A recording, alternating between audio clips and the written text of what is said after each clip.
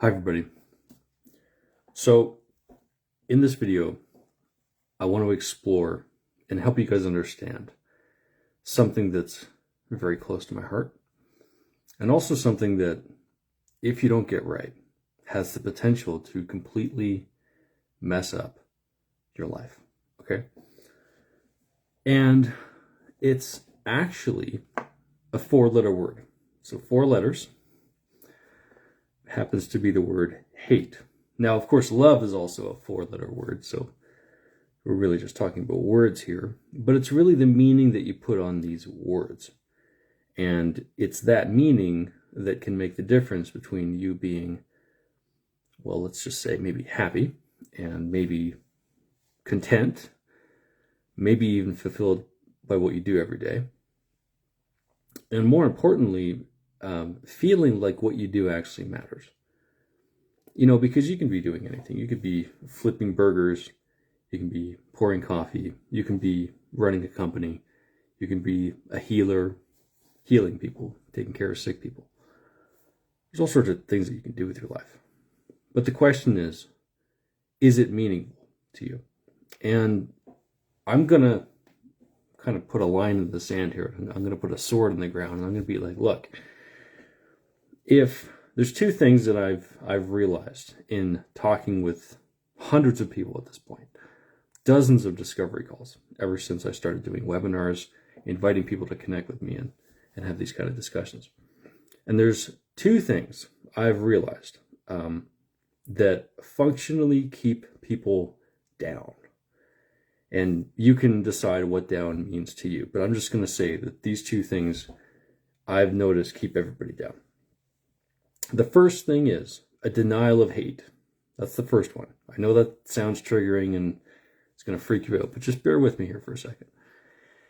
And the other thing, the second part, is not clearly understanding how to help other people decide for themselves whether or not they want to grow, or they want to progress, or they actually want to get a result. Great. That's especially meaningful if you're a service provider, or, like I mentioned earlier, a doctor. Now, where does this come from? This comes from yesterday. I had a call yesterday right here at home with an old friend of mine who's actually a chiropractor. Now, to each their own. I enjoy chiropractors. I think they're genius. And I've been around enough of them to understand that they get a bad rap for doing what they do. So, to each their own, but I'll just let you know my position there. And I'm speaking with my friend, and my friend calls me because he's like, look, I've been watching your videos. I've been reading your content, and I've seen you develop more than I've developed in the last 10 years since we've known each other. And I want to know what your secret is. Like, how are you doing this, Now, I have my own problems. I'm not perfect, okay? So we're all dealing with our own stuff. So I can't say that I'm without problems. But what I can say is that I get that feedback a lot, where a lot of my people who I've worked with, or who I've learned with, most specifically, have seen that in me. They're like, what is it that you do? How are you doing this? Like, how are you showing up on these videos so confident? Like, how are you, practice makes perfect, I guess. But more than that, more functionally, it's like, there's things that I've done that are different. But setting up those things is what's important to me, because I can tell you what I've done, but that's not really going to matter to you. What matters to you is, what are the fundamentals of what I did? Okay, and there's 2 fundamentals that I've realized in my life. One is that I became attributed to hate. Okay, that's first, very important. And the second thing, most recently, is I learned the value of selling. And I actually learned that the value of selling is a spiritual practice. Okay, so anyone that says sales is weird, maybe, depends who's doing it, but sales in itself is a spiritual thing. And sales actually, I truly believe, is responsible for probably 50% of your well-being as a person. I really believe that. I believe that sales is actually incredible, probably 50% of your psychology and your mental well-being is actually a consequence of knowing how to sell. It's not only knowing how to sell other people, it's knowing how to sell yourself also. Now, that also leads into another discussion about what I think is the psychological health and well-being and spiritual practice of pursuing money as opposed to anything else. But that's a whole other discussion that we're not going to do today. That deserves a hell of a study. Now, that being said, so my friend Brian calls me yesterday, and we have a discussion, and he talks about how in his life as a man, he feels like he's dead. He just feels dead. He feels stuck. He feels dead. He feels stuck. He feels apathetic towards everything. He knows that he's not showing up in his wife, and his wife isn't showing up for him. He knows that he's not showing up in his business, and he hates what he does. And even though he just bought a brand new building, he feels like he hates his work, and he's not happy.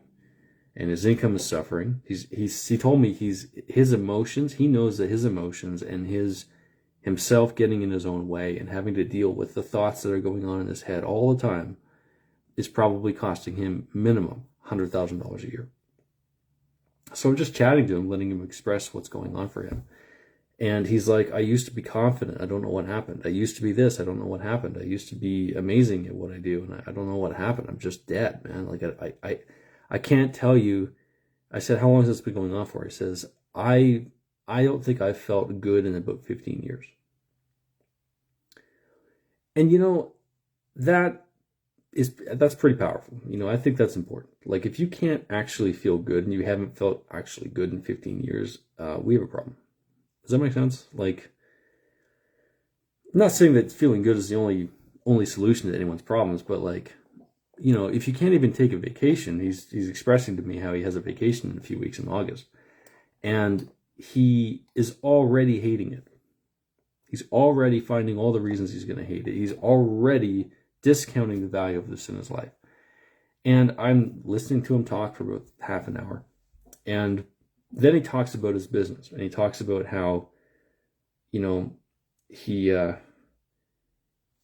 dealing with clients that don't want to heal. And he told me this. He says, my friends ask me what I do as a doctor, and I tell them that I spend 90% of my time convincing clients that healing is a good idea.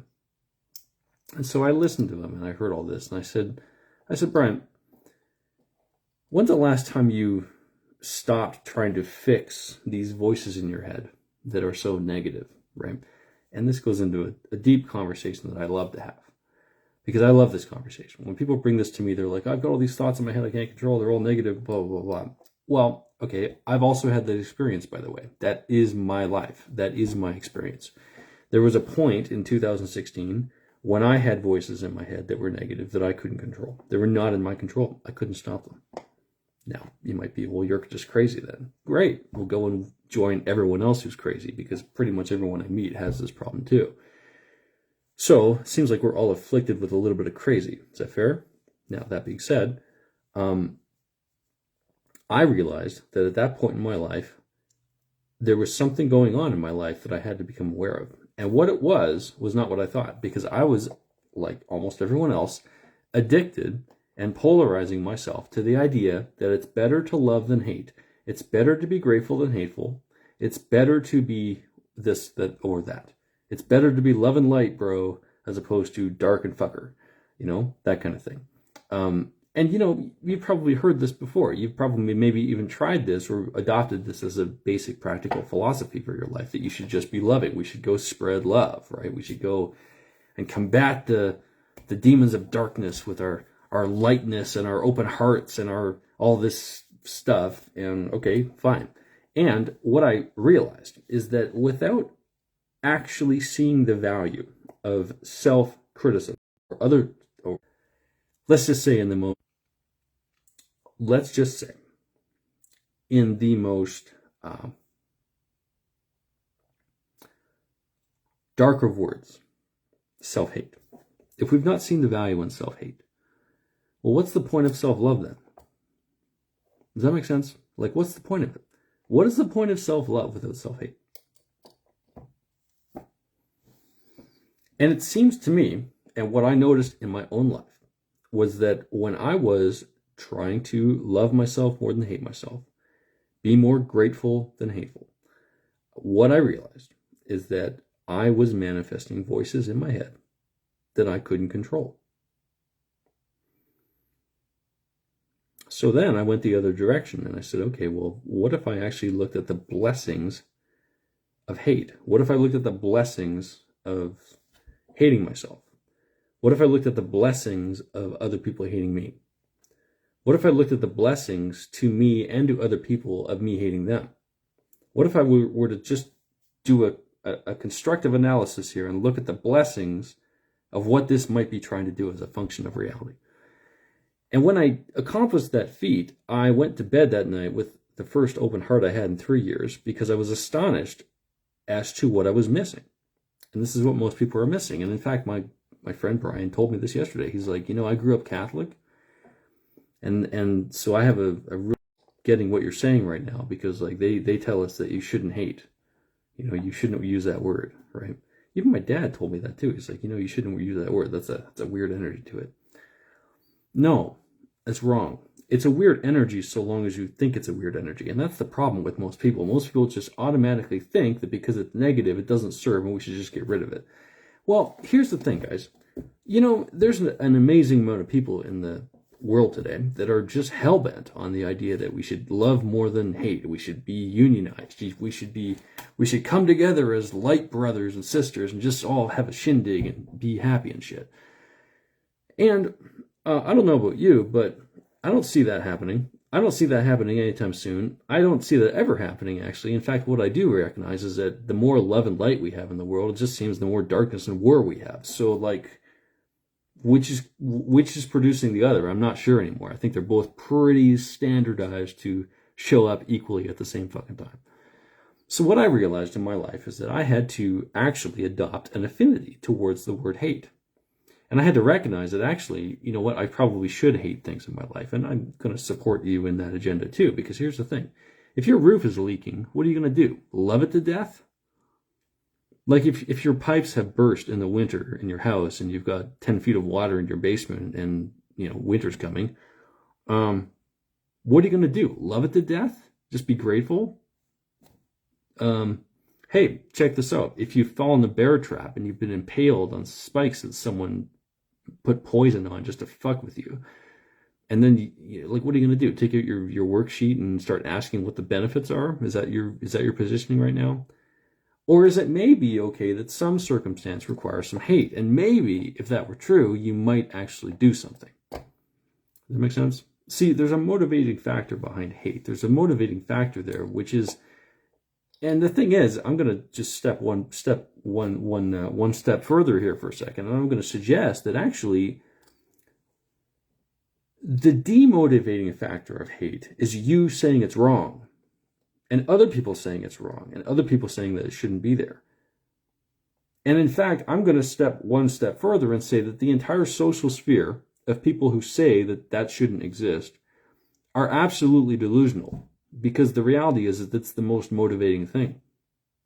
And if they were just going to accept it and admonish it and maybe just embrace it, we might have better conversations. I've noticed that the more hateful I've become, in a way which is useful and effective and efficient towards producing strategic results, and I have a method for that, by the way, if you want. It's about 6 questions, and those 6 questions will radically transform your life. It'll radically transform the way you approach rejection. It'll radically transform the way you approach criticism and being criticized. It will pretty much make you invulnerable to being stressed out about that shit and make you way more fucking curious as opposed to why someone else might think that way. And will help you actually have a solid foundation of feeling and a solid sense of self. And so that when you engage in that conversation where someone hates your ass, you just stand there and you're like, great. Thank you. Thanks for letting me know. What else do you want to talk about? You see, there's a strength in that. There's a weakness actually in, you shouldn't be doing that towards me because of the way it makes me feel. And I'm just going to tell you that. So I just gave away all my power to you, and I'm totally just, you've got me, right? Whereas I'll have that conversation and be like, wow, I had no idea. Thank you for sharing. Anything else? What else do you want? Well, I hate you. Yeah, I know. I hate you. Yes, correct. Yes, thank you. Thank you for sharing. Why should that impact me at all? I hate myself too. I'm pretty good at it. I've maximized that skill actually. I'm pretty sure I'm better than that than most fucking people. I've got that skill in spades. So like you hating me means nothing. So like thank you. Thank you for doing that. I understand how that serves you. I can see that it supports your values. Thank you for being you. You see what happens is that when you actually admonish that trait, when you take on that trait, you actually wake up a power, which is you get to be solid, fucking certain, powerful, present in pretty much every situation you have. Anybody can criticize you and you're like, great. Anybody can hate you, you're like, fine. You're not reactive to it. You're not praying to the fucking angels and praying to the fucking aliens and praying to everyone else that we should be more peaceful than warful or loving than hateful or whatever. We're living in a fantasy where you're just going to get pleasure without pain or never have to deal with conflict. You actually completely reverse engineer the base of your psychology into being something that's useful, functional, fucking solid as fuck, and actually works for you and other people. Because you stop trying to change them. Because you're not trying to change yourself. Oh, I hate myself. Fantastic. I've seen the benefits to that. I can list 100 benefits to hating myself right now. I can list 100 benefits to you hating me right now. To me and to you. So it doesn't impact me. I've removed that consequence from my reality. I embrace that reality as something useful and not something I should get rid of. And so when I'm listening to my friend Brian talk about this and how he's, for 15 years, has been dealing with these negative thoughts in his head where he just hates his life and hates himself and is hypercritical and all this stuff. And all the time he's trying to change this. He's trying to get away from that. Trying to go over here to be more loving or more grateful or more liking or more praising or more whatever. And 15 years later, he's stuck, broke, can barely afford to keep his practice going, and asking for help. And I just told him, I said, dude, if you take one thing out of this conversation, I want you to write down how it serves you to hate yourself. How does it serve you? What's the benefit? What's the blessing? What's the advantage of actually having that? This is what nobody asks. Most people don't ask this. I guarantee if you're in this group, very few of you, probably people that have worked with me one-on-one or just done this, got this exercise in another course I was running, you'll probably recognize this. It's the hate exercise. It's a useful fucking skill. But the thing is that every time I give that process away to people, they walk away with it. They do the 6 questions, and then they're like, holy shit. Oh my God. Like, this is life-changing. This could change the world. I'm like, yes, it could. But it could, so long as a person is willing to confront the delusion that hate is a bad thing. And I'm going to stick with that for the rest of my life because I've seen the evidence. It's not a bad thing. It's just a consequence of people expressing their value towards someone else hoping to be heard. And so long as you're resistant to that, well, then they don't feel heard, do they? And you're not having a conversation. You're just having, go fuck yourself. You shouldn't be that way. You should change for the benefit of me. And good luck with that shit. That's not called a negotiation. That's called a demand. That's actually called a dictatorship. So are you in a loving dictatorship or not? Which one do you want to play? I'd rather be in a hateful relationship than a loving dictatorship. Does that make sense? Because it's just power grabs. Love became a power grab at some point. I don't know when, but I think it's recently in culture, the way that I see it. Just my opinion, okay? But that being said, what I've discovered is that one of the most pathological pathways to health and well-being in your mind and your physiology is to have a healthy response to hate, which means you've seen the benefits of it in your own life and to others' lives, so you can see the gain clearly. And when you do that, you clear up, because here's the reality. I shared this with my friend Brian, and I said, if you had been instead embracing these thoughts and embracing what this is saying so that you have less of them, what would that have made a difference in your life? Because I just shared with him some of the concepts. And he's like, Jesus, I probably would have made an extra, I could be making a minimum of $100 extra $1,000 a year if I had that. And I'm like, welcome to about $2 million you probably lost over the last 15 years because you've been trying to be one-sided. You've been trying to be more loving than hating, more grateful than hateful. And it doesn't fucking work, because the reality is you are designed to hate things. You're designed to not like things. You're designed to criticize things. You're designed to criticize your life. But the question is, how reactive are you to your own criticism, and is it in the way which is productive or destructive? Which one are you? Most people have never taken this seriously. Most people have never actually taken the time to strategically write this down and actually statistically analyze the benefits and the cost analysis of their actual psychology. Most people never do that. And so then most people just live with the results for the rest of their lives and then think that those results are wrong. Well, the reality is that your results are not wrong. Your results are just results of thought processes and strategy which you've either applied or not applied. And then you wonder why you are where you are, and you're like, I just want love, and I don't have love in my life. Well, how do you have love without hate? How do you have it? How do you have love without hate? I know those are strong words. I don't even think it's a strong word. I just use that word because I love to trigger the fuck out of people. But the reason I'm saying that is because it's actually healthy. It's important. If your roof is leaking and you have rain coming down and it's filling up on your hardwood floor and you're, contemplating your navel, listening to the meditation in the morning, hoping to God that some, miracle will fucking happen and stop your roof from leaking. Okay, that's great. Sure, I guess you could love your leaking roof. You could do that. Yeah, that's great. Is that really a good use of your time? Or would it just be better to be like, I fucking hate that my roof leaks and I'm going to hate it enough until I fucking do something? Because here's the reality. Check this out. When you put your hand, okay, these are called intrinsic reactions. When you put your hand on a hot stove, what happens? What happens? What happens? What do you do when you put your hand on a hot element? You're like, holy shit, oh my God, right? You immediately pull away because it's super hot, because there's an intrinsic reaction to pain that your body has. Your body is intrinsically adaptive to understand that that's painful. I don't want that. I'm going to remove that. I'm going to take an action to make that less painful, right? Great.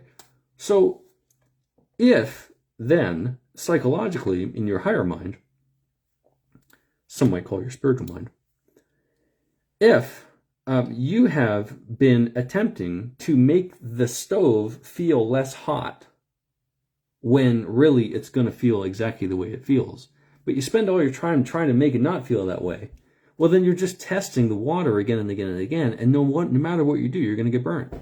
You're going to be in pain. But the second that you recognize that, you know what, that's fucking hot, and I hate feeling that, I'm not going to do it again. I'm going to do something different. And instead of trying to make it less hot, I'm going to try and solve the problem about why it's hot in the first place and turn it off, right? Or get another stove if it's broken, or do something. I'm going to take an action. That's my point. My point is I'm going to take an action if I hate it enough. And the thing is, the reason I'm sharing this is not only for the benefit of anyone that's interested, but also because when I get on discovery calls with people and I talk to people who have been, let's just say, holding on to grudges in people and holding on to perceptions that, this person owes me, or I owe that person, or this person fucked me over, or whatever, and they're just dealing with this rage and resentment for fucking decades. And meanwhile, they're not doing anything about it, or everything they've tried hasn't worked yet, or I'll just say it. Most of these people don't hate their circumstance enough, because if they really hated their circumstance enough, their brain would automatically adapt. So if there's something that you love in the pursuit of grief and pain, well, that's one thing, and that's a pathology that, goddamn, let's work on that. But I'm pretty certain that most people would have an amazing transformation in their health if they just learned to embrace the idea of hate. And we can say criticism, we could say challenge, we could say conflict, we could say whatever. I'm just using that word because it's pretty much a well-rounded word that includes all of those things. And most people in the spiritual development community, and the personal development community, and self-help community have just bought into this fucking fantasy that love is better than the opposite, or that love has no opposite, or whatever.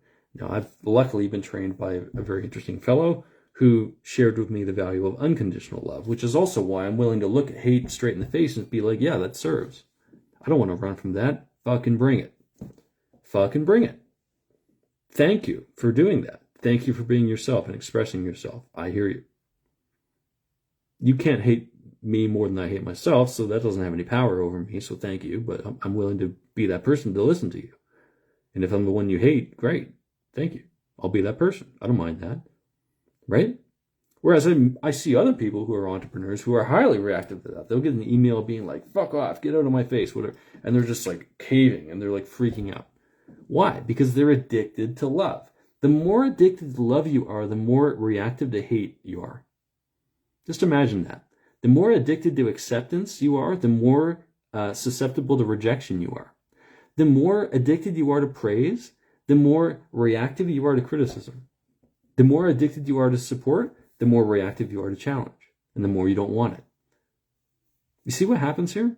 Is that everyone is addicted to one side without the other, and as a consequence, they set up their psychology in a way where they're expecting one side without the other, and then the other side shows up and they're surprised. I'm not surprised. In fact, I run towards that side because I'm like, I'm going to learn something there, and it's going to show up anyway, so I might as well decide which one I want to take. Does that make sense? I know it's a heady topic, but it's important. So the first thing of psychological wellness that I've noticed that's consistent among everybody is that people hate, but most people don't hate. Most people hate with a facade of, I shouldn't have to hate, and I shouldn't have to have these feelings, and so therefore I'm still holding on to a fantasy that it shouldn't exist. And that's not hate. That's called you living in a delusion, being a little bitch. Okay, I'm just going to be as confronting as fuck today because this is a really confronting topic for me. And it's a topic that I really want to get out to people, okay, because I think this matters.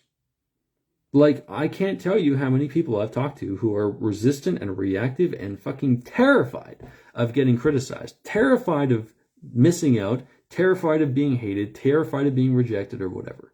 And then, you know, the reality is that their life sucks as a consequence. Hey, Seth. Hey, Mary. I guess you miss these fucking rants, yeah? Fuck. You know? But it's amazing because I'm like, look, like Dr. Brian, like, you're missing out on $100,000 because you're trying to get rid of this. And it's been going on for 15 years and you haven't succeeded. And no one has succeeded in you being able to get rid of this thing called hate. So what does that tell you? Are you going to get rid of it? Probably not. The thing you might want to do is embrace it and see how it serves you. I have a process for that, by the way. I'm not giving it away. If you want it, you can message me. You can fucking pay for it because it'll change your life. It'll fucking change your life. Because every time I give this to a client, Mary's done it, I think. Every time I give this process to a client, they come back and they'll do it themselves. And they'll come back and they'll be like, God damn, holy shit. I can't believe I've been running from this my whole life.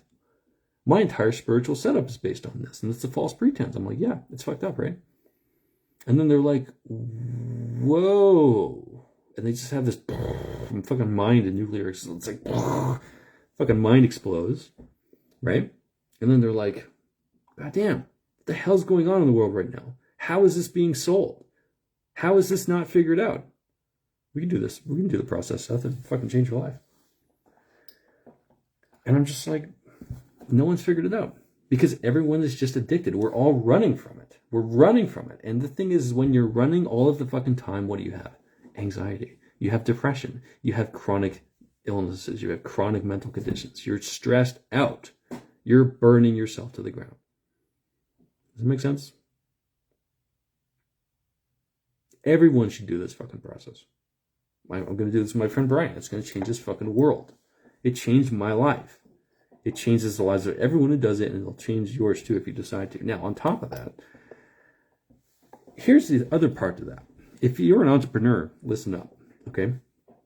Because if you have a, then you're reactive. And if you're reactive to that, then what I know is that inside of your unconscious psychology, which you've probably never actually taken the time to set up properly for yourself in a way that works to get you the results you actually want in your life, well, then what I also know is that you are probably setting up a one-sided fantasy about how your sales process is supposed to go. And so therefore, as a consequence, you're probably being nice. You're probably being too kind. You're probably being too compassionate or too whatever, comfortable. And then the reality is that your sales sucks. And so I'm listening to my friend Brian tell me what's going on with this business. And I'm like, okay, well, what happens when you get a client come in? He's like, well, the first thing I do is I ask him, how can I help you today? I said, Brian, you're a fucking idiot. You're an idiot. Now, by the way, I've been an idiot, which is why I'm willing to say that, because I am an idiot. I've been an idiot for a long time in my life because I didn't understand the real healing function of sales. Okay? And it's actually become one of the most inspiring topics in my life to understand. And actually, I recognize now very clearly that 50% of your psychological well-being is based upon your ability to sell. Why? Because you can spend all your day, all your time developing the most amazing fucking talent in your life, intellectually or otherwise. And if you can't fucking sell it to anybody, then guess who gets to enjoy it? Who gets to enjoy it? You spend your whole life developing a talent, and who gets to enjoy it if you don't know how to sell it? Anybody? Anybody? Probably just you. How does that feel? Is that worth it? Is that worth the journey of spending 30 years learning how to do something? You might think that might be impacting your revenue. So anyway, I shared with Brian. I said, Brian, here's what you should do when you get a client. You should do this. You should say, great. What exactly, so here's some pointers for you guys. What exactly is going on in your life right now that has you wanted to come in for a session today? And when your client says something, you say this. Great. Can you be more specific about that? And then when they're more specific, you say, great. Can you be a little more specific about that? Great. And how does that feel to know that that's going on for you? Got it. How else is that showing up for you? Can you be more specific about that? And then we keep going. And then we get to the root of it, and we're like, well, okay, who else is this impacting for you? Got it. Great. So what I'm hearing you say is that this is happening, this is happening, this thing. We recap it. And then I said, look, then what you do is you say, great, what would you like to be experiencing instead? And then you help them craft an idea for themselves. And then once you have that, you read that back to them and you just say, this is what you'd like to experience instead. And then you just ask the question as a doctor or a healer. You just say, great, would you like my help with this today? Or is this something that you feel you can handle on your own? And if they say, I'd like your help today, great. Then you just go to work and do your thing. Now, that's an interesting piece because that's selling inside of a healing. That's selling inside of a doctor's approach to doing his work as a chiropractor. And so I realized that, my God, here's a person who's incredibly qualified. He's a fucking genius when it comes to the body. Like, he can heal the most incredible shit. It's so cool to watch. And because he's deficient in his ability to sell that service to people and help people decide for themselves that they are consciously and unconsciously committed to healing because their current result is actually more painful than what they want, and they've decided and they're asking for help, which means they now have the right mindset, they now have the right tools, and they now have the right community, which is the three things that you need to heal anything in your life. Well, now they've actually done that within the first 4 minutes of your consult with this person. And so therefore, now they've already decided for themselves that they want to heal.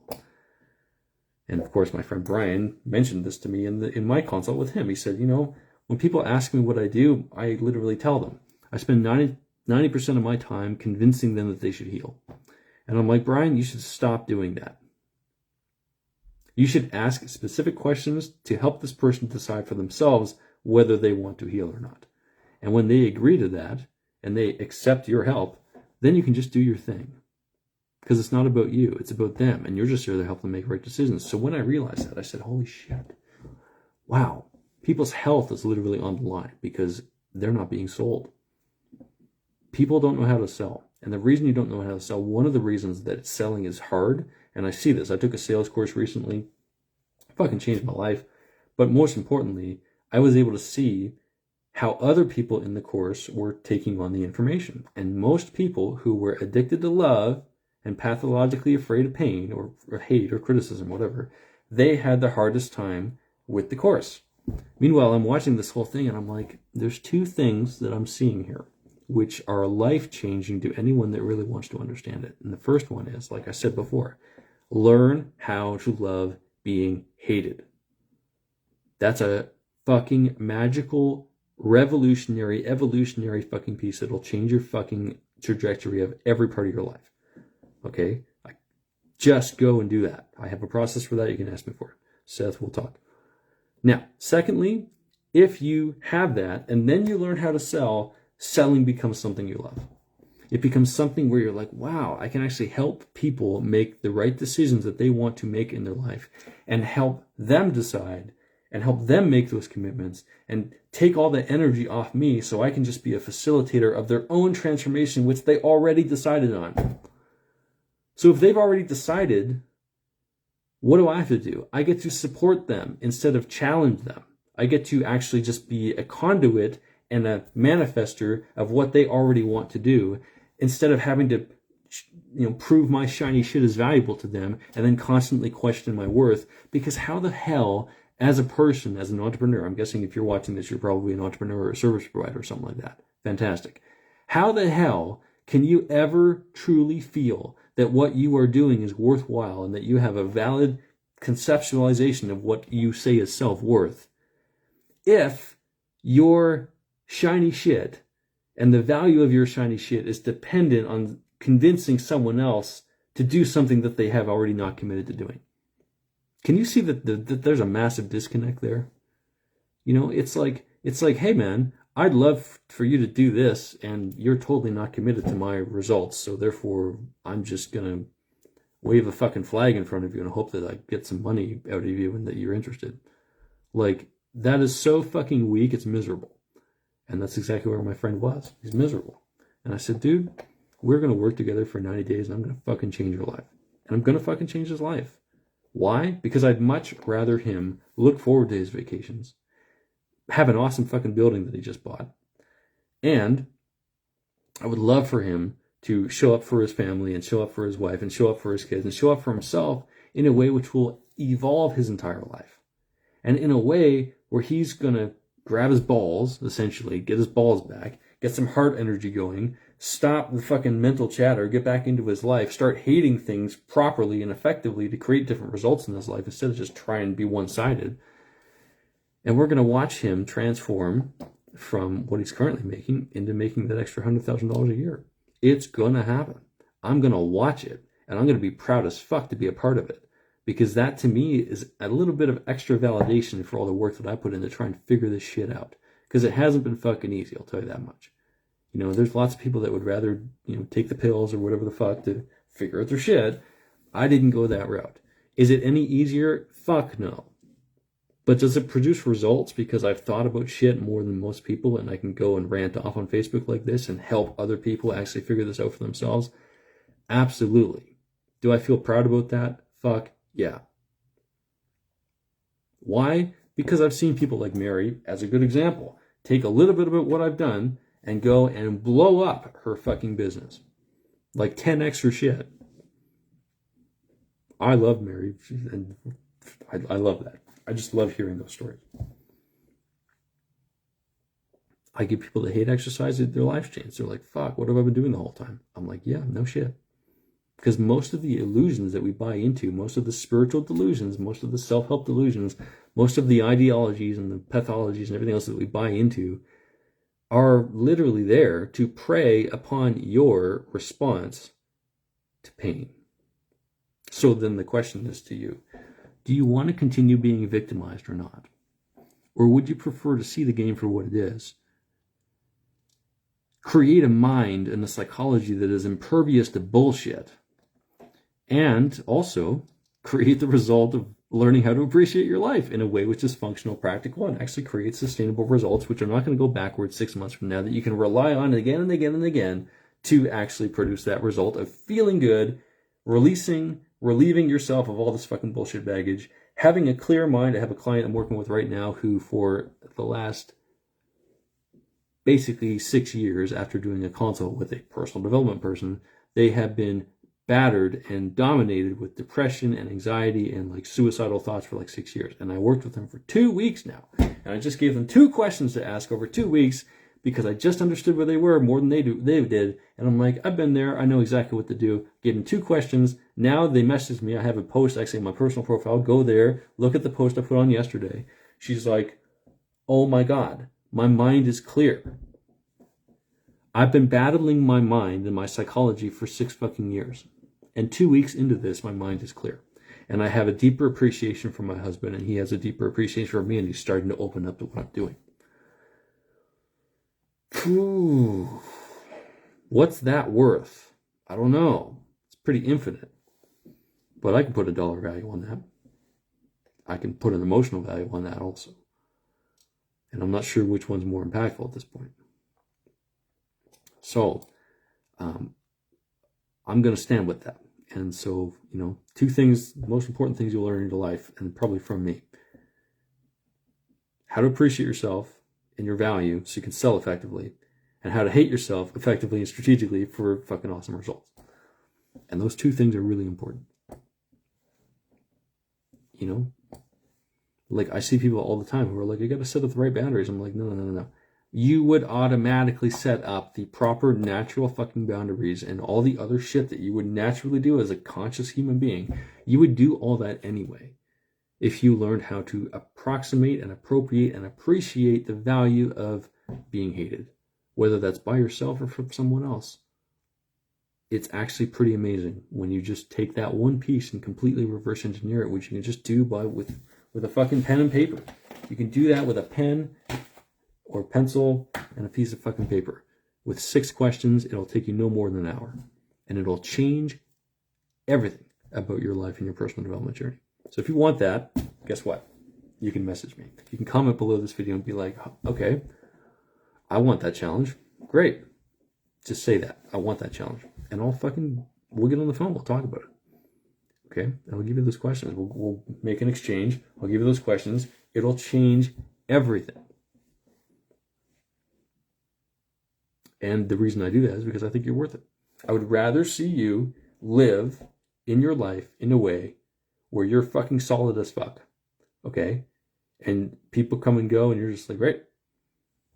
Using everything to your advantage. Because that's the point. The point is to use everything to your advantage. And so if you're trying to deny 50% of an advantage in your life just because some idiot told you that it's better to love than hate, just to prop themselves up as a fucking guru, okay? Well, then we have some work to do. We might as well reverse engineer that and get those people out of your fucking head. Because here's the thing. I know lots of them. I'm not saying this just to make myself look pretty. I don't care about that. But my wife cares about that more than I do. Although I do cut my own hair. So that's part of it. But, God, I'm so bad. My point is that if you're at a position where when you're on the TV show Oprah, you're on that position, I guarantee you absolutely have standards, such as, I want my water to be this temperature. I want this to be in my green room. I want this to wear on TV. I want this kind of shoe. I want my shoe fucking polished. I want this. I want this. I want this. I want this. I want this. I want this. I want this. Because I want all that stuff perfectly so I can fucking show up and do my magic trick. Right? That's what people want. People have standards. Here's the thing. Can you have a fucking standard if you've trained yourself to like everything? Sit with that. Sit with that for a second. Can you have a standard if you've trained yourself to appreciate and love everything? Or does a standard require you to hate something? Does a standard require you to viscerally dislike an alternative? Yes, it does. So also on top of this, last piece here for this rant today, on a magical Monday, is if you have been habitually buying into the idea that you should just get rid of all the hate in your life and just be a light being and just ascend, okay? And hope to God that the angels are going to come down and pick you up like a fucking person and just be like, oh yeah, you've won the game and everyone else is a fuckhead. Great. You can try that.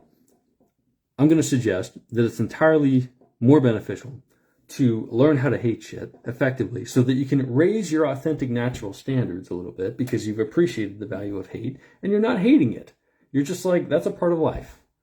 And that gives me standards. It gives me contrast and it gives me a value, which means I'm not going to be apathetic. I'm going to be motivated. I'm going to be moving and energetically going through life in a way which works for me and works for other people. Because guess what? I'm willing to fucking say what I want and negotiate for it to make sure that other people get what they want too.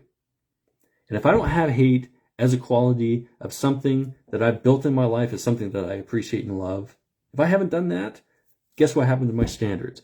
I don't have any. Guess what happens to my values? I don't have any.